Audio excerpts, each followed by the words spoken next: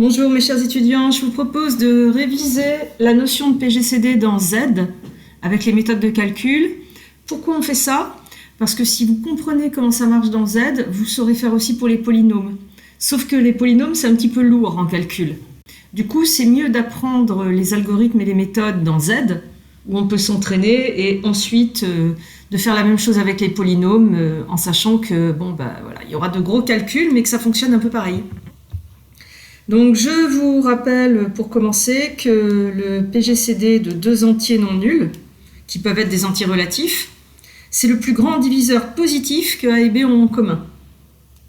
Donc la première méthode qu'on vous apprend au collège, c'est si je vous donne deux nombres entiers, ici j'ai pris 12 et 30, eh bien on peut lister l'ensemble des diviseurs positifs, comparer.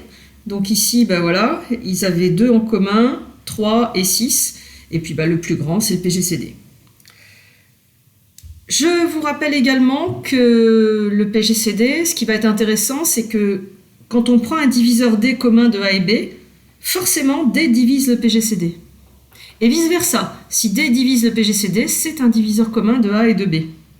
Et donc, quand on veut récupérer l'ensemble de tous les diviseurs communs de A et de B, il suffit de prendre l'ensemble des diviseurs du PGCD. Ça se vérifie ici, vous voyez. Là, le PGCD, c'est 6. Et en fait, les diviseurs communs de A et de B, eh bien, il y a 3, qui est diviseur de 6, et 2. Et 1, d'ailleurs, j'avais oublié. 1 était un candidat potentiel.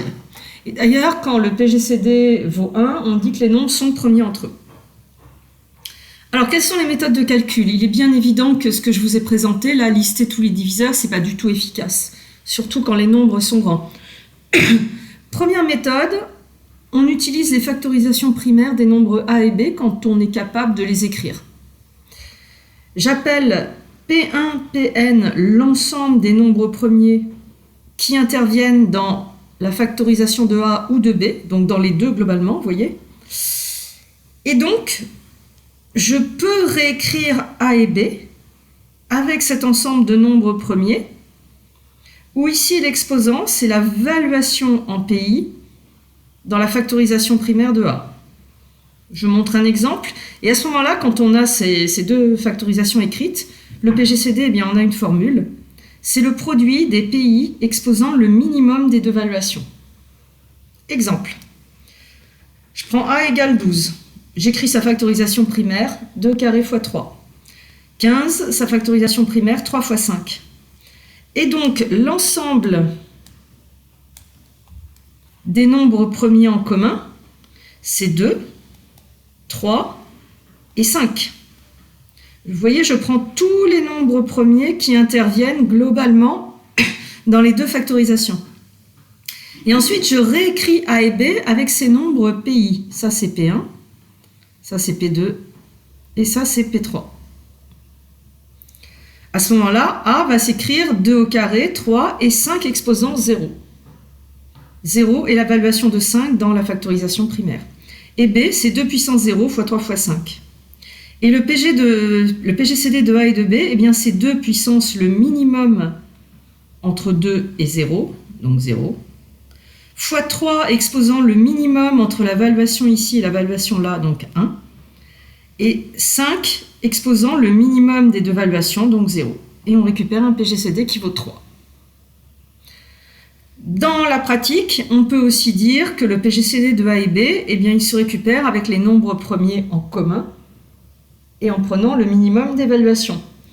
Simplement, pour formuler quelque chose de général pour le PGCD, c'est plus pratique de le présenter comme ça, vous voyez.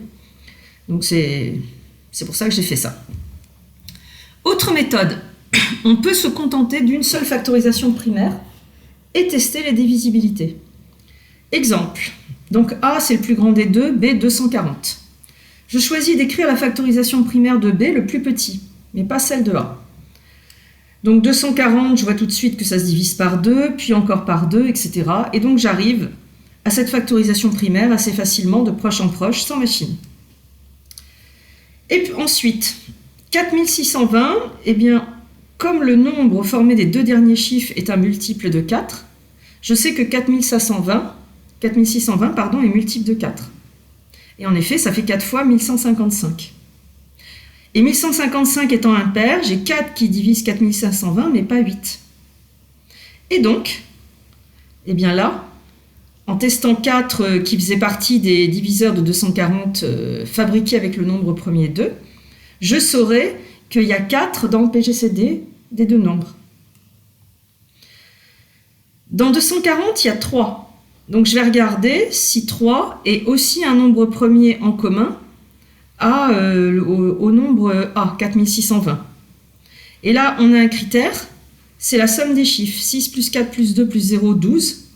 Et 3 divise 12, donc 3 divise 4620. J'ai même pas besoin de poser la division, j'utilise le critère. Donc dans mon PGCD, il y aura 4, il y aura 3, il y aura 4 fois 3. Puisque le PGCD est le plus grand diviseur et qu'un diviseur divise le PGCD. Enfin, je vais tester 5. 5, eh bien comme mon nombre se termine par un 0, ça le divise. Et j'en déduis que le PGCD, c'est 4 fois 3 fois 5. Voilà. Donc vous voyez, j'ai testé la divisibilité de chaque nombre premier, et quand la valuation est plus grande que 1, eh bien j'ai testé évidemment ce que je pouvais fabriquer avec mon nombre premier 2. J'avais tout de suite vu 4, et puis je suis allé voir s'il n'y avait pas par hasard 8, pour trouver quelle était la bonne valuation à mettre dans le PGCD. Je vous propose de nous retrouver dans la vidéo suivante pour parler de l'algorithme d'Euclide.